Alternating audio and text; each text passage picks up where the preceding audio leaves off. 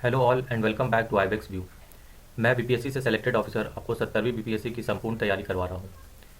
इस चैनल पे अभी तक हमने 1857 से लेकर के 1928 के साइमन कमीशन और उसके अराइवल, उसके बाद लॉर्ड ब्रिंकन हेड जो सेक्रेटरी ऑफ स्टेट होंगे, वो साइमन कमीशन की गठन की जाएगी। साइमन कमीशन अपने तय 10 साल के पहले 1928 में ही आ जाती है।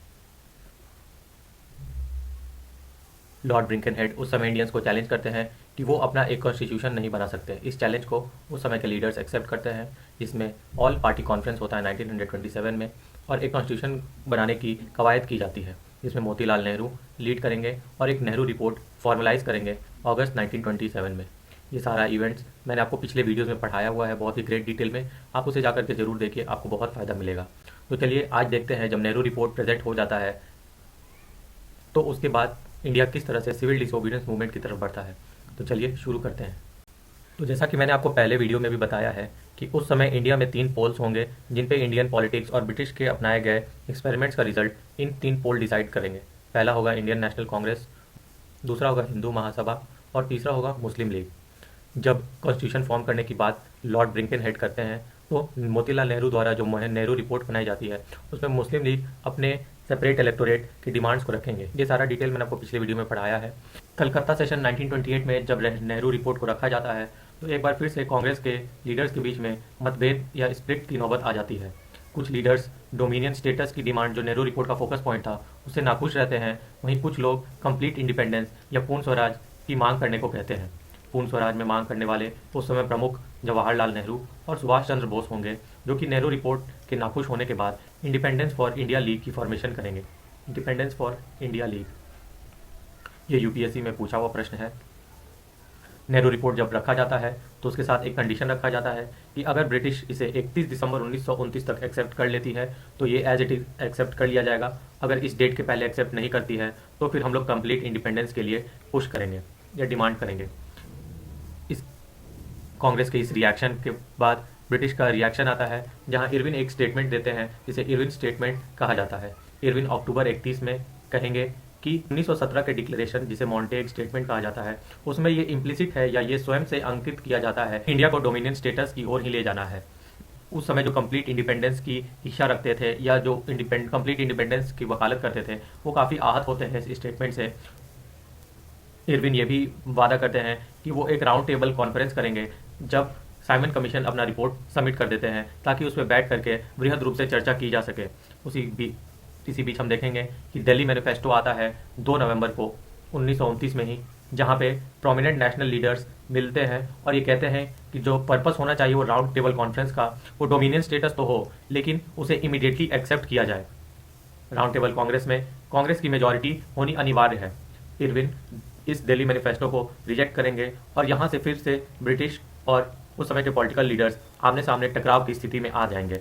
उसके बाद हम देखेंगे कि लाहौर सेशन होता है, जहाँ पे ऐतिहासिक पूर्ण स्वराज का संकल्प लिया जाता है।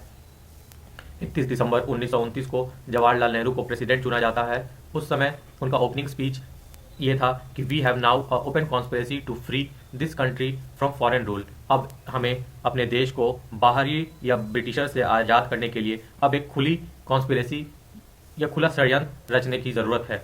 लाहौर सेशन के मेन डिस्कशन जो थे उसमें इंक्लूड था राउंड टेबल कॉन्फ्रेंस को बॉयकॉट करना। ये लोग बॉयकॉट करना चाहते थे क्योंकि जो उस समय के लीडर्स थे, जैसे जवाहरलाल नेहरू, वो डोमिनियन स्टेटस पे बात करने के लिए बिल्कुल रेडी नहीं थे। उन्हें कंप्लीट इंडिपेंडेंस ही चाहिए था।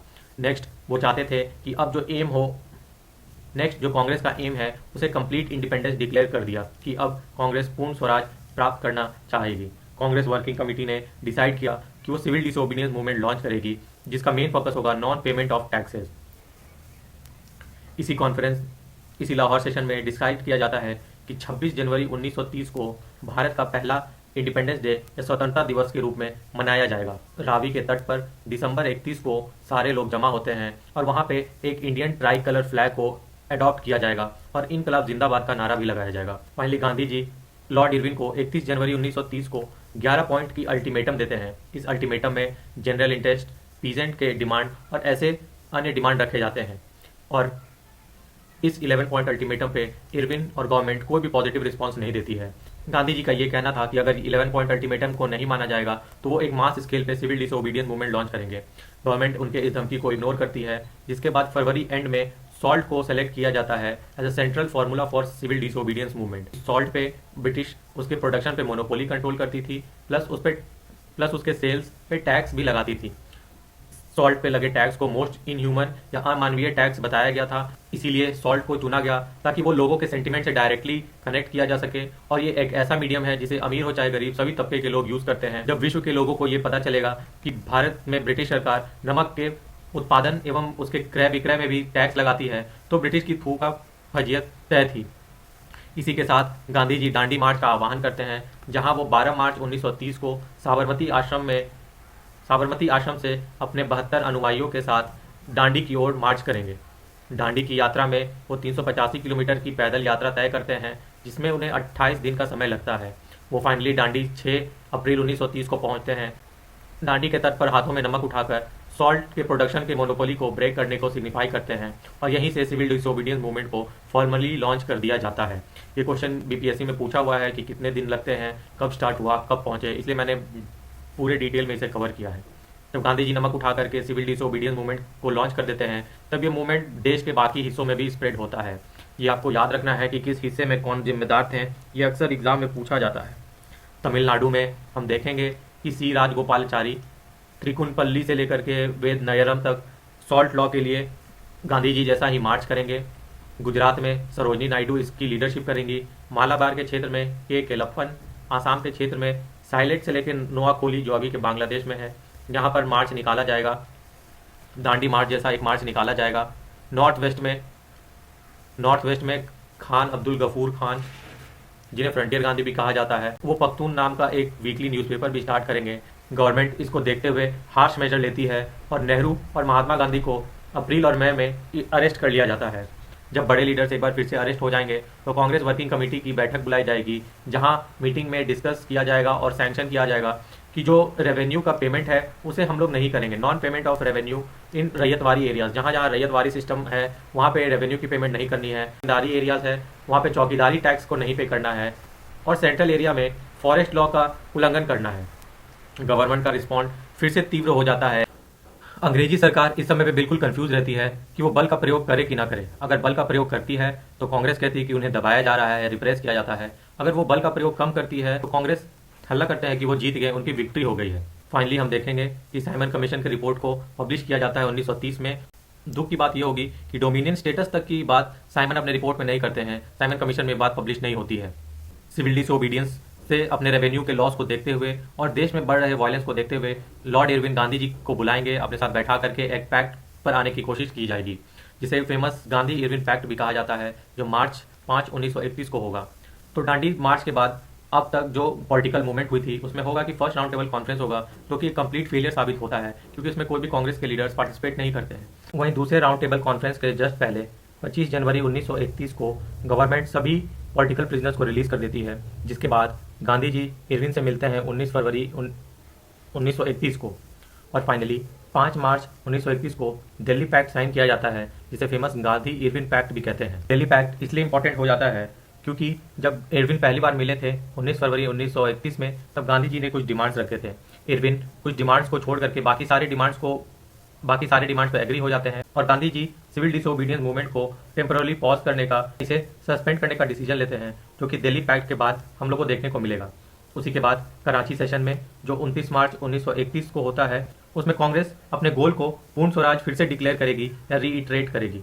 सिविल डिसोबीडियंस मूवमेंट का इवैल्यूएशन करे या उसका आकलन करे तो जो गांधी इरविन पैक्ट हुआ था, जिसे दिल्ली पैक्ट भी कहा जाता है, जो कि 5 मार्च 1931 को हुआ था, उसे एक रिट्रीट या वापस जाना नहीं माना जा सकता है, क्योंकि Gandhi ji non cooperation movement के अपने एक्सपीरियंस को और उससे पहले भी साउथ अफ्रीका के अपने एक्सपीरियंस को साथ लेके चलते हैं कि कोई भी मास मूवमेंट जो कि हाई पिच पे चल रहा है उसे ज़्यादा लंबे समय तक नहीं खींचा जा सकता। यह शॉर्ट लिव्ड ही होता है।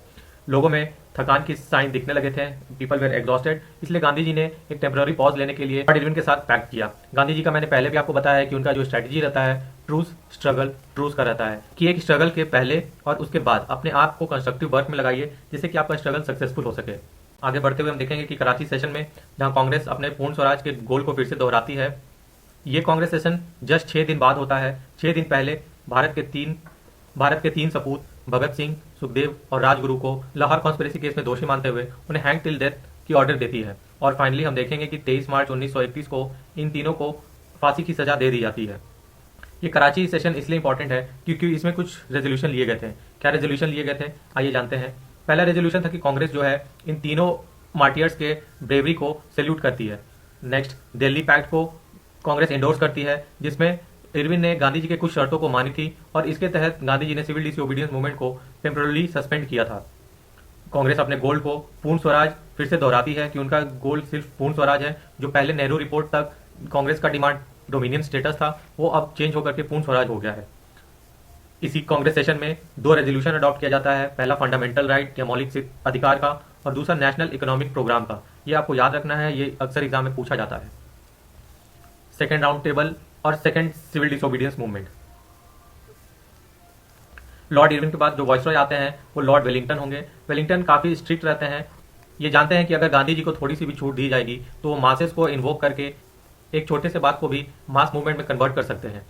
इसीलिए वेलिंगटन बहुत स्ट्रिक्ट रहते हैं गांधी जी के साथ और इन्हें कुछ भी समय नहीं देंगे ताकि वो अपने मास मूवमेंट को स्टार्ट कर सके। गांधी जी जब 28 दिसंबर 1931 को इंग्लैंड से लौटेंगे सेकेंड राउंड टेबल कॉन्फ्रेंस के बाद, तो उससे वो निराश होकर के जस्ट उसके अगले दिन ही 29 दिसंबर को कांग्रेस वर्किंग कमेटी की बैठक बुलाएंगे, जिसमें यह निर्णय लिया जाएगा कि वो सिविल डिसोबीडियंस मूवमेंट को वापस से लॉन्च करेंगे।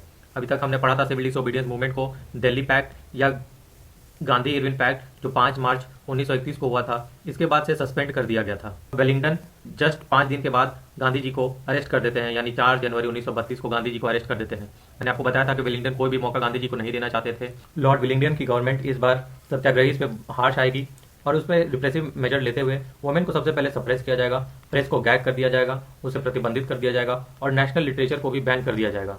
ऐसा करते देख कोई भी टाइम नहीं मिलेगा नेशनल लीडर्स को एक मास मूवमेंट को तैयार करने के लिए और इस प्रकार ये मूवमेंट धीरे धीरे अपने डाउनफॉल की तरफ चलते जाती है। और फाइनली हम देखेंगे कि अप्रैल 1934 में Mahatma Gandhi civil disobedience movement को हमेशा के लिए वापस ले लेते हैं।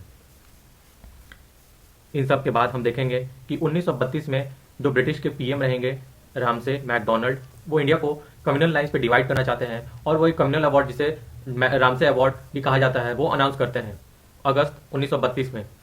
ब्रिटिशर्स का इंटेंशन बिल्कुल क्लियर रहता है कि वो फिर से इंडियंस को डिवाइड एंड रूल के पॉलिसी पे डिवाइड करना चाहती थी।